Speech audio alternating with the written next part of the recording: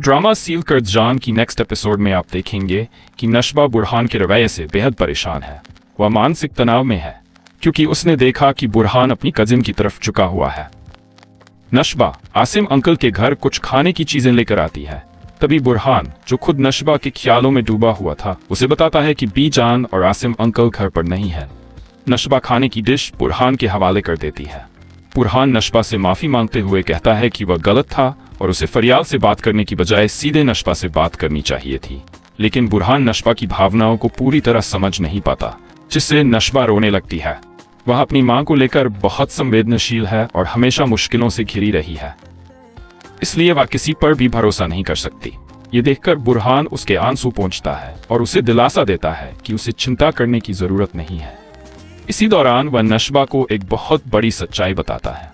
बुरहान उसे बताता है कि वह उनके असली बेटे नहीं है, बल्कि उनके पिता के दोस्त का बेटा है। साथ ही वह ये भी बताता है कि आसिम अंकल ने अब तक शादी नहीं की है, सिर्फ बिस्मा आंटी की वजह से। बिस्मा वह महिला है जो अपनी मां की शादी करवाने में रुचि रखती है और बुरहान उनका साथ देना चाहता है। इस बातचीत के बाद बुरहान और नशबा के बीच सब कुछ ठीक लगने लगता है, लेकिन नशबा अभी भी नाराज है। असल में नशबा खुद बुरहान को पसंद करने लगी है और वह नहीं चाहती कि बुरहान किसी और की तरफ आकर्षित हो। घर में बैठकर वह बार बार यही सोचती रहती है कि उसे मदद बुरहान से ही चाहिए, लेकिन उसकी प्लानिंग फरियाल के साथ चल रही है। अब ये तो वक्त ही बताएगा कि बुरहान किसे पसंद करता है। इसी बीच बिस्मा अपनी बेटी की बातें सुन लेती है और उसे समझाती है कि हर किसी पर आंखें बंद करके भरोसा नहीं करना चाहिए।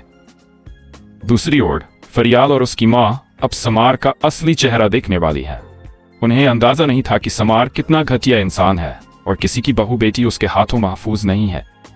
अमार की मां अपनी बहन को समझाने की कोशिश करती है कि अगर वे मान जाएं तो सब कुछ ठीक हो जाएगा। लेकिन जब फरियाल खाने की टेबल पर अमार की मां से कहती है कि वह उनकी बहू नहीं बन सकती, तो अमार को जबरदस्त गुस्सा आ जाता है।